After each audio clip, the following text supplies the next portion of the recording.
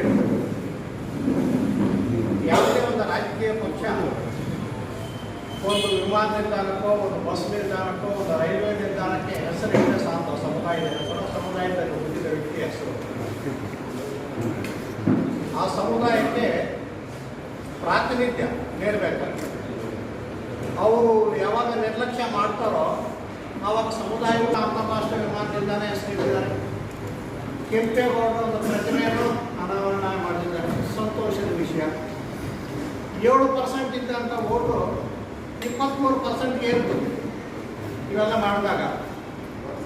ಈಗ ಯಾವುದೇ ಕಾರಣಗಳಿಲ್ಲದೆ ಇಂಥವನ್ನೆಲ್ಲ ತೆಗೆದು ಕೆಂಪೇಗೌಡರು ಹುಟ್ಟಿದ ನಾಡಿನಲ್ಲಿ ಈ ನಾಡಿನ ಜನರನ್ನ ಜನಪ್ರತಿನಿಧಿಗಳಾಗಿ ಆಯ್ಕೆ ಮಾಡಲು ಅವಕಾಶ ಮಾಡಿಕೊಡದೆ ಎಲ್ಲೆಲ್ಲಿಂದ ತಂದು ಇಲ್ಲಿ ತುಂಬ್ತೀವಿ. ಈ ಆ ಕೆಂಪೇಗೌಡರ ಹುಟ್ಟಿದ ಒಂದು ಸಮುದಾಯಕ್ಕೆ ಪ್ರಾತಿನಿಧ್ಯ ನಿಂತಂತೆ ಮಾಡುವಂಥ ಯಾವುದೇ ರಾಜಕೀಯ ಪಕ್ಷಕ್ಕೂ ಕೂಡ ನಮ್ಮ ಧಿಕ್ಕಾರವಿರ್ತದೆ. ಸಮುದಾಯಗಳು ಕೂಡ ಏನು ಮಾಡ್ತಾರೆ, ಮಾತಿನಲ್ಲೊಂದು ಕಾರ್ಯರೂಪದಲ್ಲಿ ಒಂದು ಮಾಡಿದಾಗ ತಮಗೆ ಯಾವಾಗ ಪ್ರಾತಿನಿಧ್ಯ ಇರುವೋ, ಯಾವ ಪಕ್ಷ ಪ್ರಾತಿನಿಧ್ಯ ನೀಡ್ತದೋ ಆ ಪಕ್ಷದ ಕಡೆ ಸಮುದಾಯಗಳು ಹೋಗೋದು ಸಹಜ. ಉದಾಹರಣೆಗೆ ಈಗ ನಿನ್ನೆ ಒಂದು 20 ಸೀಟ್ಗಳ ಬಗ್ಗೆ ಅನೌನ್ಸ್ ಮಾಡಿದ್ದಾರೆ. ಯಾವುದೇ ಸಕಾರಣವಿಲ್ಲದೆ ಇವನ್ನ ಕೈ ಬಿಟ್ಟಿದ್ದಾರೆ. ಇನ್ನು ಇರತಕ್ಕಂಥದ್ದು ಇನ್ನು 8 ಸೀಟ್ ಇದೆ.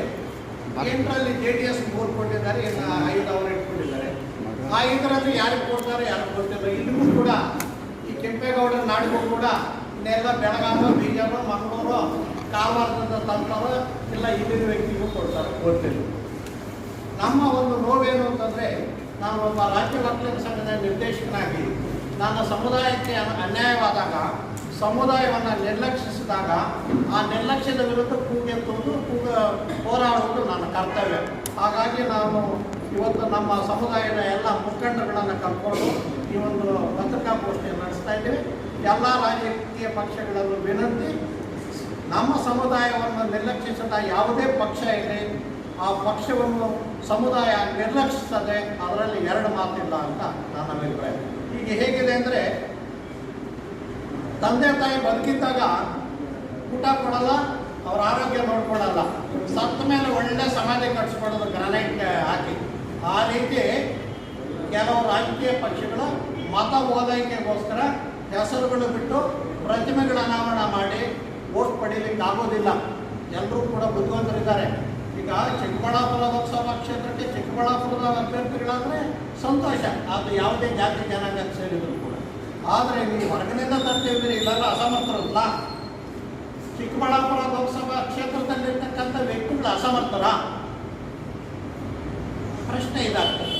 ಆಮೇಲೆ ಒಕ್ಕಲಿಗ ಸಮುದಾಯ 16% ಇದೆ ರಾಜ್ಯದಲ್ಲಿ. ಇವ್ರಿಗೆ ಎಷ್ಟು % ಸೀಟ್ ಕೊಡ್ತಾ ಇದ್ದಾರೆ? ನಮ್ಗೆ ಹೆಚ್ಚಿಗೆ ಬೇಡ, ನಮ್ಮ ಜನಸಂಖ್ಯೆಗೆ ಅನುಗುಣವಾಗಿ ಕೊಡಲಿ. ನಾವು ಹೆಚ್ಚಿಗೆ ಕೇಳ್ತಾ ಇಲ್ಲ.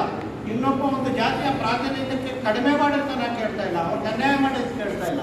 ನಮಗೆ ಸಿಗಬೇಕಾದ ಪ್ರಾತಿನಿಧ್ಯ ಸಿಗದೇ ಇದ್ದಾಗ ನಮಗೆ ಎಲ್ಲಿ ಪ್ರಾತಿನಿಧ್ಯ ಸಿಗ್ತದ ಆ ಕಡೆ ಸಮುದಾಯ ಎಲ್ಲ ವಾಲ್ಬೇಕು ಅಂತ ಹೇಳಿ ಸಮುದಾಯದಲ್ಲಿ ಮನವಿ ಮಾಡೋಕ್ಕೋಸ್ಕರ ತಮ್ಮ ಮುಂದೆ ಬಂದಿದ್ದೇನೆ. ನಮಸ್ಕಾರ.